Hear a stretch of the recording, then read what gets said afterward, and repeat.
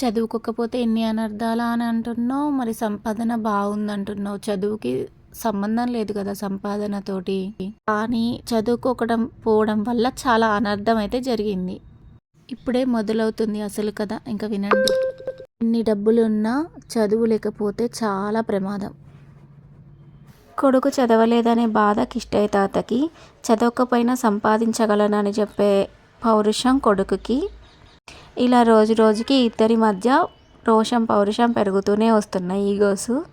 ఇలా కాలం గడుస్తూనే ఉంది. ఫైనల్గా ఆ కిష్టయ్య తాత హరి అనే కొడుకుకి పెళ్లి చేస్తాడనమాట. ఆ పెళ్లి చేసిన కోడలికి కూడా అక్షరం ముక్క చదువు రాదు. తను ఒక పల్లెటూరి నుంచి 16 ఏళ్ళకే పెళ్లి చేసుకొని తీసుకొచ్చిన ఒక కోడలు ఆ ఇంటికి. ఆమె హరి భార్య. ఇంకా మిగిలిన ఆడపిల్లలకి కూడా పెళ్ళిళ్ళు జరిగిపోతున్నాయి. రోజులు ఇలా గడుస్తూనే ఉన్నాయి. ఇంకా కోడలు వచ్చిన తర్వాత ఇంట్లో ఎట్లయినా ఉమ్మడి కుటుంబం అంటే ఎన్నో కొన్ని చిన్న చిన్న మనస్పర్ధలు అన్ని కుటుంబాల్లో వచ్చినట్టే వీళ్ళ ఇంట్లో కూడా చిన్న చిన్న మనస్పర్ధలు స్టార్ట్ అవుతున్నాయి. ఇంతకీ ఆ కోడలు ఎందుకు చదువుకోలేదో తెలుసా? చిన్నప్పుడు స్కూల్కి వెళ్తే మాస్టర్ బుగ్గగిల్లాడంట. అంత చిన్న ఏజ్లో మాస్టర్ అట్లా చేసేసరికి భయపడి ఆమె అసలు స్కూల్కే వెళ్ళలేదట, ఇంకా చదువుకోలేదట.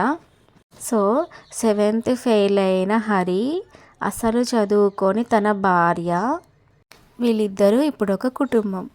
అసలు కథ ఇంక ఇప్పుడు మొదలవుతుంది. ఈ హరి సుధాకి ఒక పాప పుడుతుంది. తను పెద్దగా అవుతుంది. కొద్ది సంవత్సరాలు 4 సంవత్సరాల తర్వాత ఇంకొక పాప పుడుతుంది. ఆ పాపే నేనన్నమాట. ఇంకా ఒకరి తర్వాత ఒకళ్ళందరూ ఆడపిల్లలే పుడుతూ ఉండడం కారణాలు ఏదో మనకైతే తెలీదు. అంటే ఆ పరిస్థితుల్లో నేను నా కళ్ళతో చూసినవి కాదు కాబట్టి నేను విన్నవే చెప్పగలుగుతున్నా. సో డిస్టర్బెన్స్ పెరుగుతూ ఉంది. ఇంకా రెండో కూతురు పుట్టేసరికి ఇంకా ఆ ఇంట్లోంచి వీళ్ళు సపరేట్ అయిపోతారు. ఇంట్లో ఉండి గొడవలు పడుతూ ఉండడం కంటే కొంచెం సపరేట్గా ఉంటానన్న గొడవలు తగ్గుతాయనే ఉద్దేశంతో సపరేట్గా ఉండడం మొదలు పెడతారు. ఇంకా సపరేట్ అయిన తర్వాత నుంచి ఇంకా హరి తన సంపాదనని మళ్ళీ తన ఖర్చుల కోసం వాడుకోవడం, కొంత సేవ్ చేసుకోవడం, ఇట్లా చేస్తూ చేస్తూ కొద్ది సంవత్సరాలకి తన సొంత డబ్బులతోటి ఒక ఇల్లు కొనుక్కుంటాడు.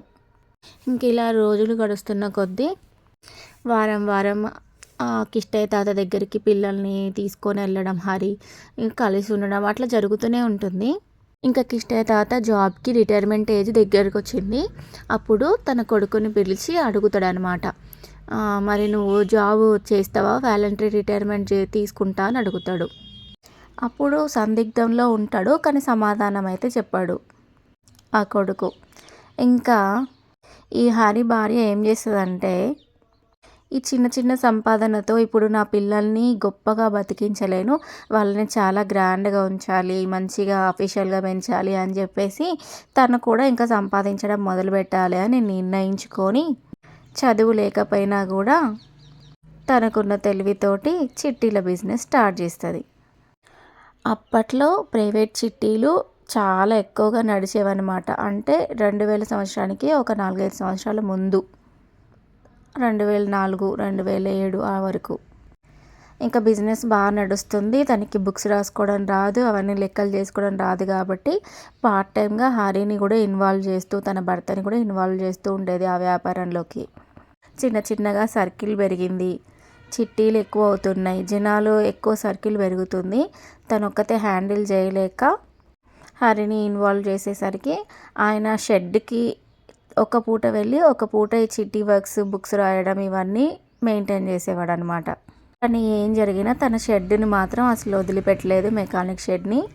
ఇంకొక విషయం ఏంటంటే, నాకు బాగా గుర్తు, మా డాడీ కేవలం పంచర్లు వేసిన చిల్లర డబ్బులు మాత్రమే ఒక బౌల్లో దాచిపెట్టేది.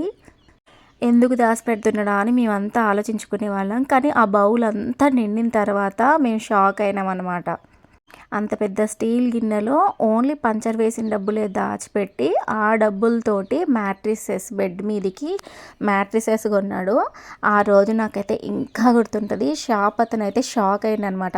ఇంత చిల్లర మేము ఎట్లా లెక్క పెట్టుకోవాలి సార్ అని అంటే, నేను కేవలం వీటి కోసమే సపరేట్గా దాచిపెట్టినా అండి అని చెప్పేసి అక్కడ షాప్లో ఉన్న వర్కర్స్ మేము అందరం కలిసి కాయిన్స్ అన్నీ సపరేట్గా చేసి కౌంట్ చేసి మ్యాట్రిసెస్ ఇంటికి కొనుక్కొచ్చినాం. చాలా అంటే ఆ తాతయ్యకి పుట్టిన కొడుకే కదా, మస్తు డిసిప్లిన్గా ఉండేదన్నమాట. టైంకి కరెంట్ బిల్ పే చేయడం, ఏదైనా టైం టు టైం ఉండాలి, టైం టు టైం పే చేయాలి పేమెంట్స్ అన్నీ. ఎక్కడ ఒక చిన్న పొరపాటు జరగకుండా చాలా ప్లానింగ్గా ఉండేది లైఫ్ అంతా హరిది కూడా. ఎప్పుడైతే ఈ చిట్టీలో బిజినెస్లో ఇన్వాల్వ్ అయ్యి ఎక్కువ టైం దీనికి స్పెండ్ చేస్తూ షాప్కి తక్కువ టైం ఇచ్చుకుంటూ వచ్చాడో, ఇంకా అక్కడి నుంచి ఆయన బ్రెయిన్ మొత్తం బిజినెస్ మీదకి షిఫ్ట్ అవుతూ వచ్చింది. ఫైనల్గా కిష్టయ్య తాత అడిగిన క్వశ్చన్కి అయితే ఆన్సర్ చెప్పాడనమాట. నేను కప్పులు ఇచ్చే జాబు చెయ్యాలా, అటెండర్ జాబ్ నేను చెయ్యాలా అని చెప్పేసి ఒక మాట అయితే అనేసిండు. దానికి కిష్టయ్య తాత కోపంతో నువ్వు చదివిన చదువుకి నీకు అంతకు మించి పెద్ద జాబ్ లేని రావు అని చెప్పేసి ఆయన కూడా సమాధానం చెప్పేసిండు. నోటి దాకా వచ్చిన అవకాశాన్ని హరి అయితే కాలదన్నుకున్నాడు. అంటే సంపాదన ఉంది కదా అంతకు మించి, మరి ఆ జాబే కాలదన్నుకున్నాడని నువ్వు ఎందుకు అంటున్నావు అని అంటున్నారా? దానివల్ల మా జీవితంలో చాలా నష్టాలు జరిగినాయి అనమాట. మా డాడీకి 7th ఫెయిల్ కాబట్టి అటెండర్ పోస్ట్ ఇస్తా అన్నారు. ఆ సందర్భంలో ఆయనకి అంత సంపాదన ఉంచుకొని నేను అటెండర్ జాబ్ చేయాలా అనే ఒక గిల్టీ ఫీలింగ్తో జాబ్ వదులుకున్నాడు. ఇంకా ఫైనల్గా మా తాతయ్య అయితే రిటైర్ అయిపోయిండు. చిన్న చిన్న మనస్పర్ధలే పెద్ద పెద్ద డిస్టర్బెన్స్ని తీసుకొస్తాయి అన్నట్టుగా అటెండర్ అంటే అంత చీపా అనే భావన కిష్టయ్య తాతకైతే కలిగింది.